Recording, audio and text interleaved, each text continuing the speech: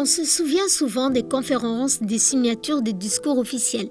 Mais la conférence, ce ne fut pas seulement une page de diplomatie. Ce fut un élan du peuple, plus précisément un souffle collectif. Derrière les rideaux de la politique, il y eut un autre miracle, celui d'un pays tout entier qui décida spontanément d'accueillir l'histoire avec un grand H. Pendant ces mois de conférence, les habitants de Djibouti, du chef-lieu jusqu'au village des plateaux, vont ouvrir leurs portes, leurs cœurs, leurs cuisines. Les maisons devinrent des auberges.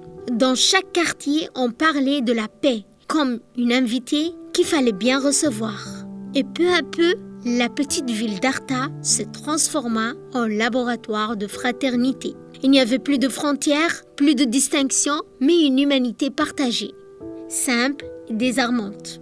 Djibouti n'accueille pas seulement la Somalie, elle lui redonnait un visage. Ce mouvement ne fut pas porté par l'État seul. Les grandes entreprises djiboutiennes mirent la main à la poche, des commerçants, des transporteurs, des éleveurs, chacun à la mesure de ses moyens apporta sa pierre à cet édifice moral.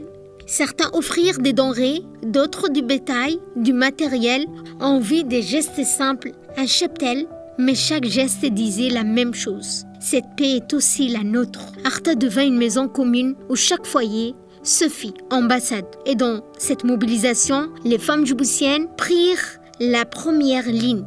Sous l'impulsion de la première dame, à la tête de l'Union nationale des femmes djiboutiennes, elles firent de l'hospitalité une œuvre collective.